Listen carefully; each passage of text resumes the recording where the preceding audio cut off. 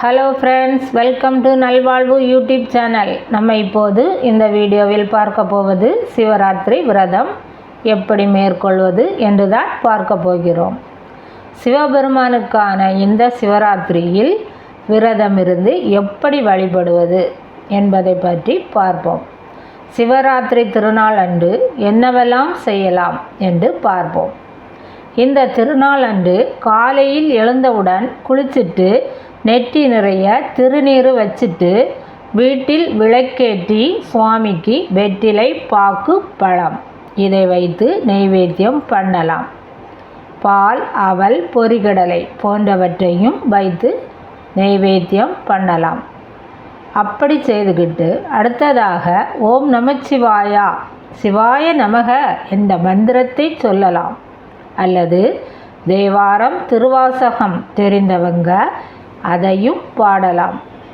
அதுக்கப்புறமாக நம்ம விரதத்தை மேற்கொள்ளலாம். விரதம் இருக்கிறவங்க முதல்ல நம்ம உடம்பு இதுக்கு ஒத்துக்குமான்னு பார்த்துக்கோங்க.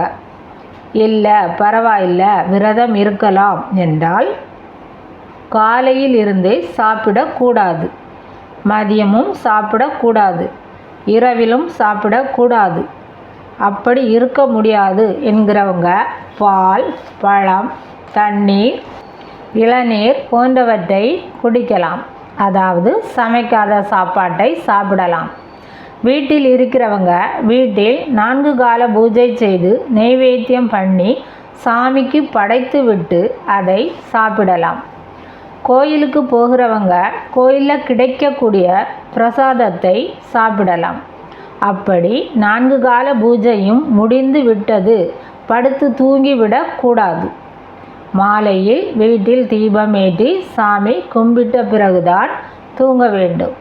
இந்த வீடியோ உங்களுக்கு மிகவும் பயனுள்ளதாக இருக்கும் என நினைக்கிறேன். இது போன்ற வீடியோக்கள் நேரடியாக உங்களை வந்து சேர சேனலை சப்ஸ்கிரைப் பண்ணவும்.